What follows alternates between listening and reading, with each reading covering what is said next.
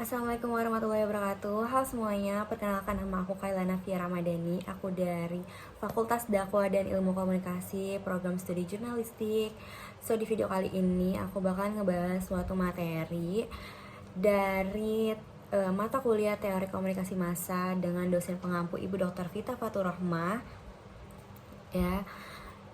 Tapi sebelum itu aku pengen nanya nih sama kalian. Kalian pernah gak sih saat kalian nonton berita di televisi atau baca berita di website, kalian diarahkan oleh satu sudut pandang tertentu?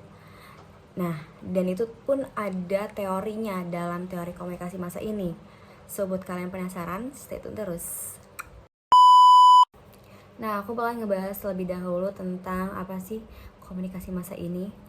Jadi komunikasi massa ini adalah suatu proses penyampaian pesan dari komunikator kepada halayak luas melalui media seperti televisi, surat kabar, radio, atau internet.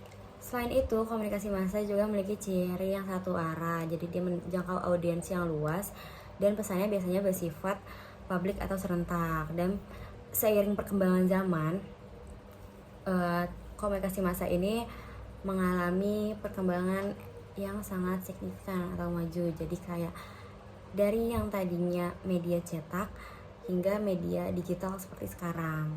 Namun di balik kebebasan informasi seperti sekarang ini muncul isu penting nih. Apakah media itu benar-benar bebas atau dikendalikan oleh kekuasaan dan kepentingan tertentu? Dan hal tersebut yang melatar belakangi munculnya teori propaganda dari Noam Chomsky. Tapi kenapa sih ada yang namanya teori propaganda? Jadi teori propaganda ini dikembangkan oleh Noam Chomsky dan Edward Herman dalam buku mereka yang berjudul Manufacturing Consent tahun 1988.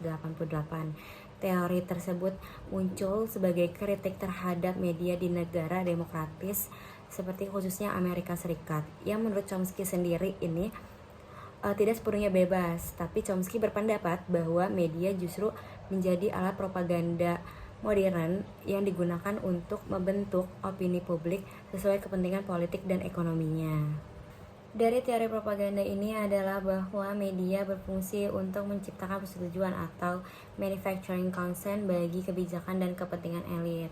Dan Noam Chomsky juga menjelaskan bahwa adanya 5 filter yang mempengaruhi isi media, yaitu yang pertama, kepemilikan media terhadap korporasi besar, dan ketergantungan pada iklan sebagai sumber utama pendapatan. Yang ketiga, adanya ketergantungan pada sumber resmi seperti perusahaan besar dan pemerintah.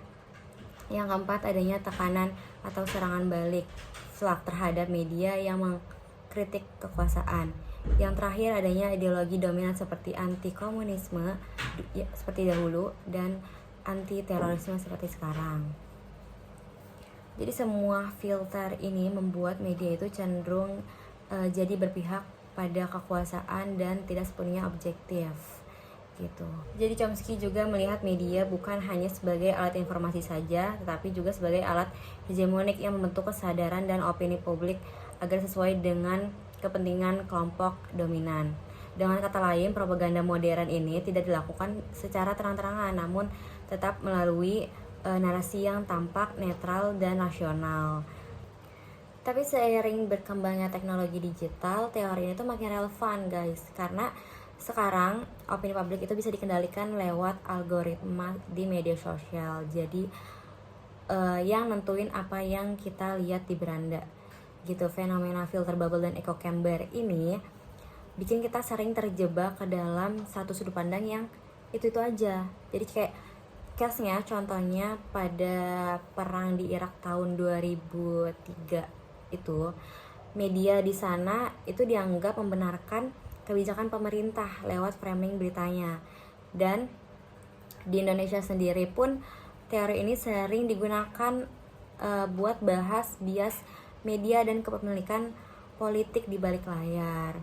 Jadi intinya kayak media ini nggak selalu netral guys. Kayak selalu ada kepentingan dan kekuatan yang main di balik setiap beritanya. So, pesan dari aku, kita harus jadi generasi yang melek terhadap media dan kritis. Jadi kayak gak gampang dikendalikan oleh narasi-narasi manapun. So, sekian dari aku. Thanks for watching. Wassalamualaikum warahmatullahi wabarakatuh.